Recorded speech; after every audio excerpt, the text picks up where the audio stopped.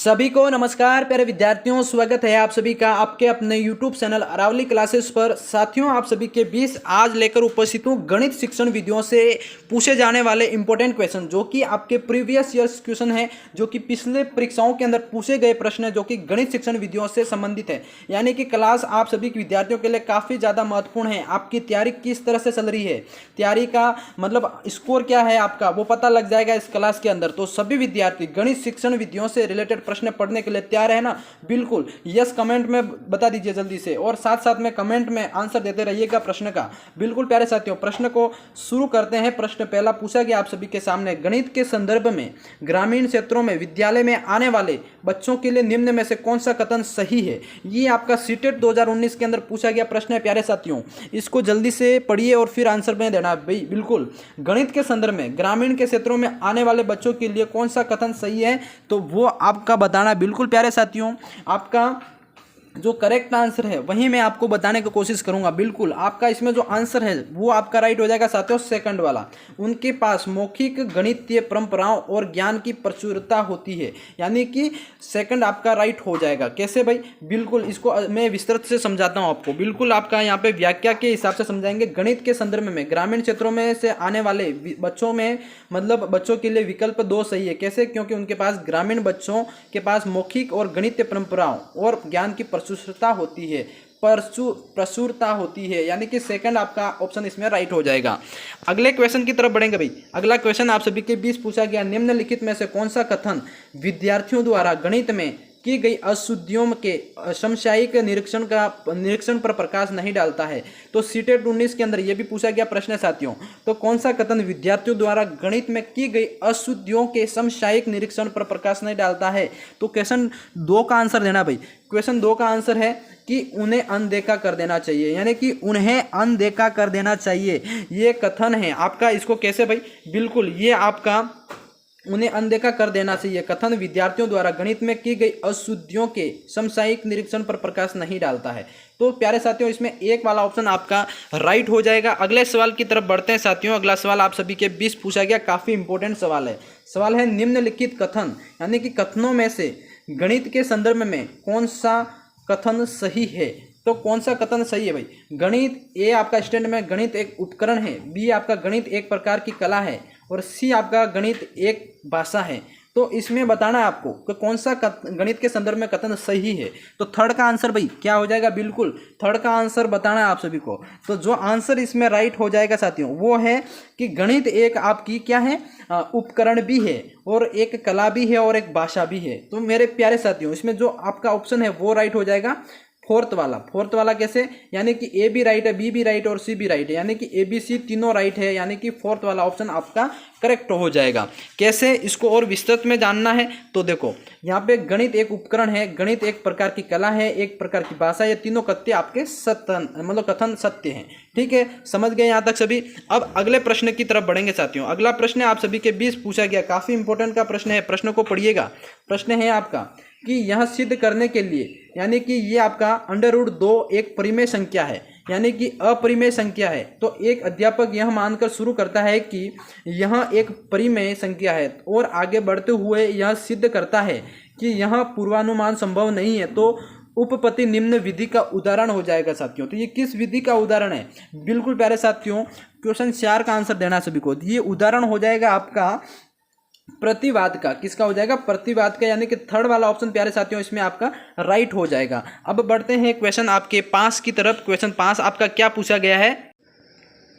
Question 5 आपका पूछा गया साथियों, काफी इंपॉर्टेंट है। निम्नलिखित में से कौन सा कथन गणितीय अधिगम के वांछित मूल्यांकन अभ्यास पर प्रकाश डालता है? ये भी आपका पूछा गया प्रश्न है। 5वें का आपका आंसर देना। बिल्कुल भाई 5वें का आंसर दो। हाँ, निम्नलिखित में से कौन सा कथन गणितीय अधिगम वांछित मूल्यांकन अभ्यास पर प्रकाश डालता है? तो वो आपका राइट हो जाएगा प्यारे साथियों। और जो ऑप्शन आपका इसमें करेक्ट है वही मैं आपको बताने की कोशिश करूंगा।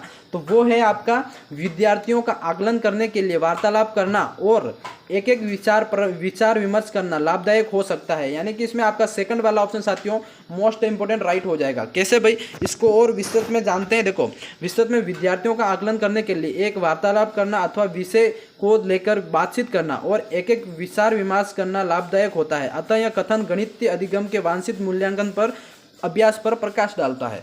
तो यहाँ पे आपको यानी व्याख्या सहित मैंने समझा दिया। हाँ, अगला क्वेश्चन आप सभी के बीच है, क्वेश्चन 6 पूछा गया, काफ़ी इंपॉर्टेंट, कि गणितीय अधिगम के लिए निम्नलिखित में से कौन सा कथन सही है। बताओ जल्दी से, गणितीय अधिगम के लिए निम्नलिखित में से कौन सा कथन सही है। तो क्वेश्चन 6 का आंसर दो भाई, क्वेश्चन 6 का आंसर दो, आपका इसमें कौन सा राइट हो जाएगा। हाँ बिल्कुल, प्रत्येक व्यक्ति गणित सीख सकता है और उसमें सफल हो सकता है, यानी कि फर्स्ट वाला ऑप्शन आपका कथन राइट हो जाएगा। ठीक है, कैसे भाई, इसको भी विस्तृत में जानेंगे।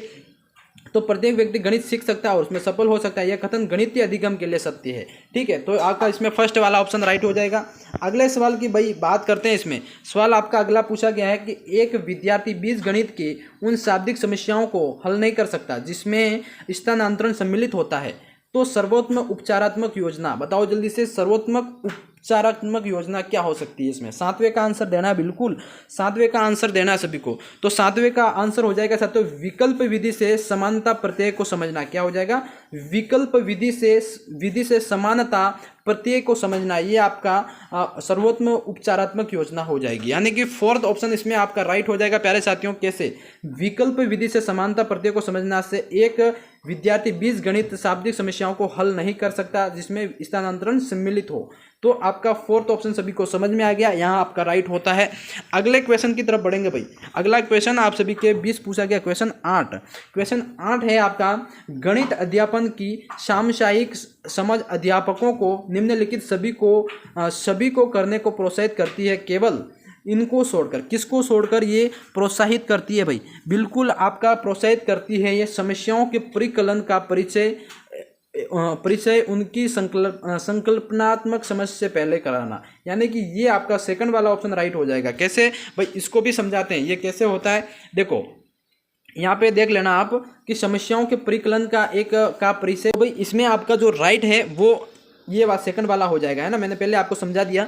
अब अगले क्वेश्चन की तरफ बढ़ेंगे। सवाल आपका अगला पूछा गया, काफ़ी इंपॉर्टेंट है भाई। सवाल को पढ़ना है कि बच्चों को समय की अवधारणा को प्रस्तावित करने के लिए प्रारंभिक गतिविधि के रूप में निम्नलिखित में से कौन सी की जानी चाहिए। तो ये भी प्रश्न आपका पूछा गया साथियों। क्वेश्चन 9 का आंसर देना आपको, बिल्कुल क्वेश्चन 9 का जो आंसर है कि समय से संबंधित वाक्यांशों के साथ पूर्व अनुभवों के बारे में चर्चा करना, यानी कि आपका फर्स्ट ऑप्शन इसमें राइट हो जाएगा।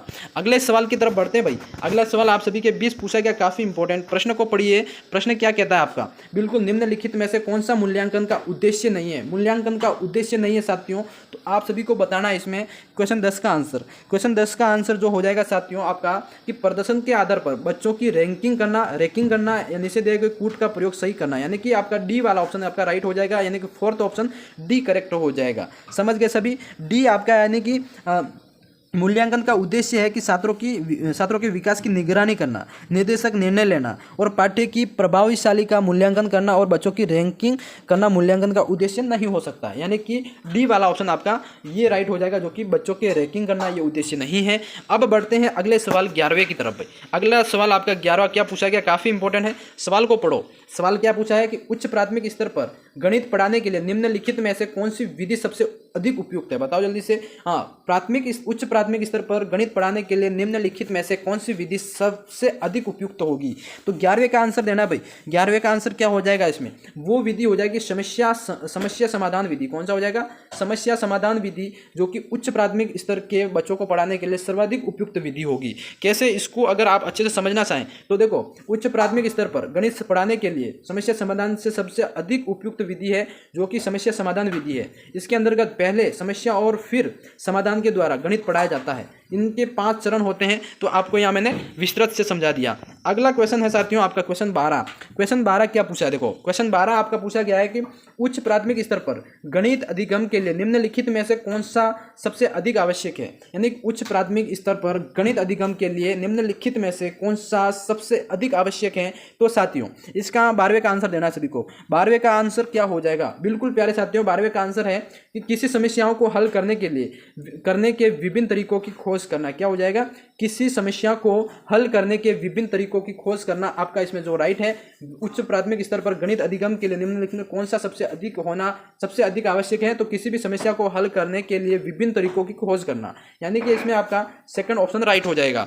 हाँ, अब बढ़ते हैं क्वेश्चन आपके 13वें की तरफ साथियों। क्वेश्चन 13 आप सभी के सामने पूछा गया, काफ़ी इंपॉर्टेंट सवाल आपका 13 है। देखो कि उच्च प्राथमिक स्तर पर गणित की कक्षा में उपयोग होने वाली पूछताछ की रणनीति किस तरह की होनी चाहिए, रणनीति बतानी है आपको। तो क्वेश्चन 13 का आंसर क्या हो जाएगा अभी?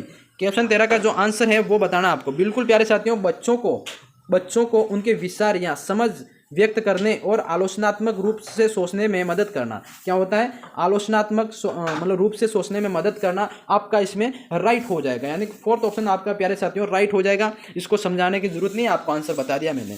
अगला सवाल आपके सामने है भाई। अगला सवाल आपके सामने क्या पूछा गया? एक शिक्षक ने इस कक्षा के विद्यार्थी यानी कि 6, 7, 8 के बच्चों को क्षेत्रफल मापन सिखाया, लेकिन उनके कई छात्र क्षेत्रफल और आयतन की विभिन्न इकाइयों के उपयोग के बीच उलझन में हैं। तो बच्चों में इस तरह के भ्रम का कारण क्या हो सकता है? इस तरह के भ्रम का कारण क्या हो सकता है, यानी कि 14वें का आंसर देना है। तो उस भ्रम का कारण हो सकता है साथियों, अलग अलग इकाइयों को उनके दैनिक संबंधित किए बिना सभी को एक साथ बताया गया है, तो इसलिए ये उसके बीच में ये उलझन हो सकती है। यानी कि थर्ड वाला ऑप्शन साथियों इसमें राइट हो जाएगा। कैसे? देखो इसको समझो। सिखाने के बाद सभी छात्रों को विभिन्न इकाइयों को लेकर भ्रम है कि इसमें स्पष्ट कि इन इकाइयों को दैनिक जीवन से जोड़ते हुए इसके बारे में नहीं सिखाया गया। ये आपका थर्ड वाला ऑप्शन राइट हो जाएगा, यानी कि ये आपका तीसरा ऑप्शन राइट हो जाएगा। समझ गए सभी?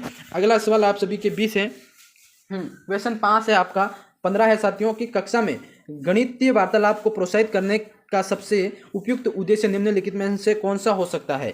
तो आपको बताना है 15वें का आंसर। बिल्कुल 15वें का आंसर बताना है आप सभी को। क्या राइट हो जाएगा इसका राइट हो जाएगा साथियों, गणित विवरणों के बारे में बात करते हुए उनका उपयोग करते समय बच्चों को एक सटीक भाषा का उपयोग करने में सक्षम होना, यानी कि फर्स्ट ऑप्शन आपका वेरी वेरी इंपॉर्टेंट राइट हो जाएगा। समझ गए सभी? हाँ, अब साथियों आज की क्लास के अंदर टोटल 15 प्रश्न आपको करवाए थे। क्लास बड़ी हो जाएगी इसलिए 15 क्वेश्चन कराए, और इसी तरह के क्वेश्चन और पढ़ना चाहते हो पार्ट 2 पार्ट 3 के अंदर मैं रेगुलर क्लासेस लगाता रहूँगा।